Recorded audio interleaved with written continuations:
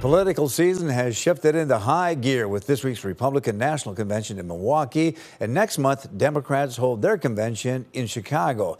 Now, many of those delegates are returning home with a stash of souvenirs and swag from the convention that could eventually become collector's items. Perry Groten shows you the relics of campaigns past in tonight's Eye on KELOLAND. Politics has a long shelf life at I-29 Antiques in T. So we go all the way back to the Lincoln time. And I mean, they're fun just to look at. It's a time capsule in history.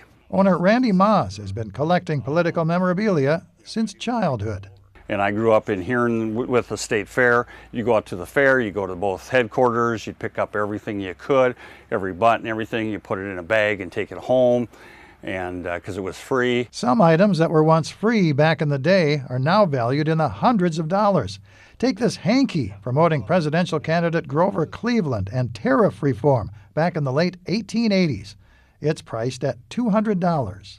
The value could be the fact that there was very few of these ever made or given out. This was like a handkerchief they'd give out at conventions. Memorabilia featuring native South Dakotans like the late Governor Joe Foss and one-time presidential candidate George McGovern attract buyers from across the country. The thing about presidential candidates, they have a following way beyond the state they came from. You know, we'll get people in here from the West Coast, East Coast, from the South, wanting McGovern's stuff. The value of more recent political memorabilia has taken a bit of a hit through the years because so many outside groups are creating their own buttons, flags, and posters, and not the campaigns themselves. But nowadays, the candidates don't give out buttons, they give out stickers when you go to events. Stickers you don't really collect.